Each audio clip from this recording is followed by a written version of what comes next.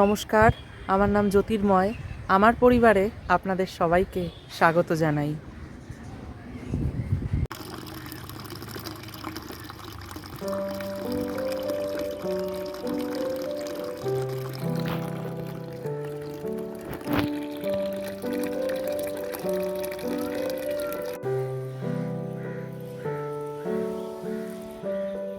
প্রতিদিন বাড়ি না থাকার জন্য আমার গাছগুলো অনেক সময় জলের জন্য গাছের পাতাগুলো শুকিয়ে আসে, কীরকম যেন বিবর্ণ দেখা যায়।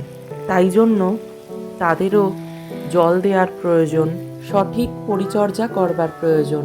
যেরকম আমাদের নিজেদের কথাতেই বলি, আমরাও যদি যথোপযোগী পরিবেশ পাই, আমরাও যদি আমাদের নিজেদের মধ্যে নিজেদের চেষ্টাকে লালন পালন করি, সেই চেষ্টার প্রতি যত্নবান হয়ে স্ব ক্ষেত্রে সেই চেষ্টাটা করে যেতে পারি, তাহলে একদিন না একদিন আমরা জীবনে সফল হতে পারবো, অনেক দূর এগোতে পারবো। ঠিক আমাদের গাছেরাও কি চায় বলুন তো? আমাদের গাছেরাও উপযুক্ত আলো চায়, বাতাস চায়, তার সাথে চায় মালিকের সঙ্গে গাছের একটা অটুট সম্পর্ক। এখন কর্মব্যস্ততার জন্য আমরা অনেকেই হয়তো সেই রকমভাবে আমাদের নিজেদের বাড়ির গাছের সঙ্গে আমাদের সম্পর্কটা তৈরি করে উঠতে পারি না, সঠিকভাবে তাদের পরিচর্যাও করতে পারি না, তাদের কখন কি প্রয়োজন সেটাও আমরা দেখতে পারি না। জীবন ধারণের জন্য আমাদেরও যেরকম খাদ্যের প্রয়োজন, গাছেরও কিন্তু কিছু খাদ্যের প্রয়োজন হয়। তাই কর্মব্যস্ততার মাঝে যতটুকুনি সময় পাই না কেন, গাছেদের প্রতি একটু পরিচর্যা করতেই হয়, একটু যত্নবান আমাদের সবাইকেই হতে হবে। কথা বলতে বলতে আমার ছাদের টবের সমস্ত গাছে জল দিচ্ছি। আমি আমার টবের গাছগুলো আপনাদের সবাইকে দেখাচ্ছি। দেখুন, আমার টবে পরিচর্যার অভাবে অনেক গাছই কিন্তু মরে গেছে। আবার যে কটা গাছ রয়েছে, খুব কম সংখ্যক গাছ রয়েছে আমার ছাদ বাগানে, সেই গাছগুলোয় আমি আজকে জল দিচ্ছি। আজকে বাড়িতে রয়েছি, যার জন্য আরও বিশেষভাবে তাদের পরিচর্যা করার সময় পাচ্ছি। আমি জানি অনেক ছাদ বাগানিরা গাছেদেরকে এত ভালোবাসেন, তারা ব্যস্ততার মাঝেও সময় ঠিক বের করেই নেন গাছেদের জন্য। কিন্তু আমার ওই অলসতা আর কিছুটা কর্মব্যস্ততা, তার জন্য আর কি গাছের পরিচর্যা সঠিকভাবে করা হয় না। আমার ছাদ বাগানে প্রতিটা টবে গাছে জল দেয়া সেরে এখানে আমি একটা মাটির পাত্রে কিছুটা হলুদ গুঁড়ো নিয়ে নিয়েছি। হলুদ গুঁড়ো নিয়ে প্রতিটা টবের মাটির ওপরে গোল করে চারিদিক দিয়ে ছিটিয়ে দিচ্ছি, যাতে আমার প্রতিটা গাছের টবের মাটি রোগ পোকার হাত থেকে মুক্ত হয় এবং আমার গাছ সুস্থ সবলভাবে বেড়ে ওঠে। এখানে আমি একটা এক্সপেরিমেন্টও করেছি কিছুটা গবেষণাত্মক বুদ্ধি নিয়ে।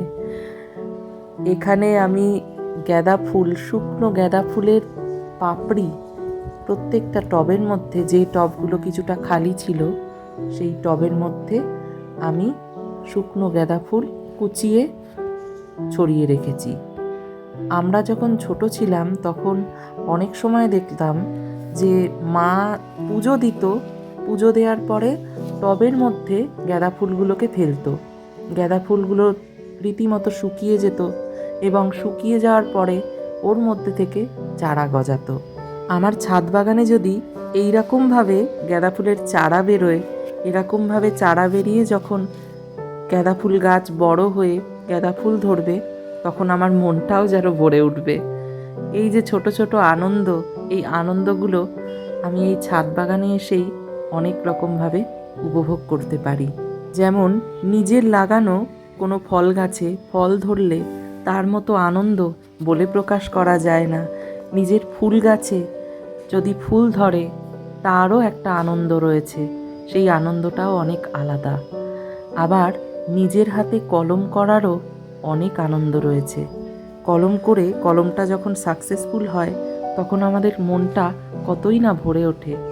আমরা যারা ছাদ বাগানিরা রয়েছি, আমরা যারা গাছ লাগাতে ভালোবাসি, গাছ ভালোবাসি, তাদের জন্য তো এই গাছপালা অনেক অফুরন্ত আনন্দের রসদ যোগায়। এই শুকনো গাঁদা ফুলের পাপড়িগুলো থেকে গাছ বেরোক আর না বেরোক, আমি তো তাও চেষ্টা করেছি, কিন্তু যদি গাছ নাও বেরোয় তাও এই পাপড়িগুলো শুকিয়ে নাইট্রোজেনের কাজ করবে, যা আমাদের প্রত্যেকটা গাছের ক্ষেত্রেই অনেক উপযোগী সার। আর এই হলুদ শুধুমাত্র অ্যান্টিফাঙ্গাস বা কীটনাশক হিসেবে প্রয়োগ করা হয় তা নয়। এই হলুদ গুঁড়ো গাছের বৃদ্ধির সহায়ক, রুটিং হরমোন হিসেবেও এর ব্যবহার করা হয়। দেখুন, আমি আমার প্রত্যেকটা গাছের ওপরেও তার পাতাতেও হলুদ গুঁড়ো ছড়িয়ে দিচ্ছি, যাতে গাছের পাতাতেও রোগ পোকার সংক্রমণ না হয়, আমাদের গাছও যেন সুস্থ সবল এবং সতেজভাবে বেড়ে ওঠে। আর আমি যে এখানে আমার কয়েকটা টবের মধ্যে শুকনো গাঁদা ফুলের পাপড়ি ছড়িয়েছি, তার থেকে গাছের চারা গজাক বা না গজাক আমি তার আপডেট কিন্তু দিতে থাকবো আপনাদের সবাইকে। আরেকটা বিষয় আপনারা লক্ষ্য করবেন, আপনারা যখন টবে গাছ লাগাবেন তার আশেপাশে দেখবেন কিছু জংলি গাছ উঠছে। সেই জংলি গাছ বেড়ে উঠে গাছের জন্যে যা খাদ্য দেয়া হয় মাটিতে, সমস্ত খাদ্য এরাও কিন্তু অধিকাংশ গ্রহণ করছে। তখন আপনারা সেই জংলি গাছগুলোকে তুলে দেবেন। আপনারা হয়তো সেই জংলি গাছগুলোকে তুলে মাটিতে বাইরে ফেলে দেন। আমি কিন্তু এখানে সেই জংলি গাছগুলোকে না ফেলে আমাদের গাছের টব থেকে জংলি গাছগুলোকে তুলে আমি এখানে কি করি, সেই টবের মধ্যেই রেখে দিই, টবের মধ্যেই মাটি চাপা দিয়ে রাখি। তার ফলে নাইট্রোজেনের সরবরাহ আমার টবে হতে থাকে। এখানে মাটির হাঁড়িতে কলকাতা পাতিলেবু গাছ লাগানো, সেই গাছের পাতাগুলোও কিছুটা কুঁকড়ে গিয়েছে। সেখানে আমি গাছের মাটি সহ পাতাতেও এই হলুদ গুঁড়ো ব্যবহার করছি। আর কিছু কিছু গাছের পাতা আমি দেখলাম ফুটো করা করা, বিশেষত লেবু গাছের পাতা। পাতা ছিদ্রকারী পোকা মনে হয় এই লেবু গাছের পাতায় ছিদ্র করেছে। আবার কিছু কিছু অধিকাংশ পাতাই দেখলাম কুঁকড়ে গেছে। সেই কুঁকড়ানো পাতাগুলোকে আমি হাত দিয়ে দিয়ে ছিঁড়ে ফেলেছি। আমি আগের ভিডিওতেই আলোচনা করছিলাম আপনাদের সবার সাথে যে আমার নিচের লাগানো লেবু গাছে পাতাও কিরকম যেন কুঁকড়ে গেছে, আবার কিছু কিছু পাতা ফুটো করা করা। সেই গন্ধরাজ লেবু গাছেও আমি কিছুটা হলুদ গুঁড়ো ছিটিয়ে দিলাম। আর আপনাদের সবাইকেও অনেক ধন্যবাদ এতক্ষণ সাথে থাকার জন্য।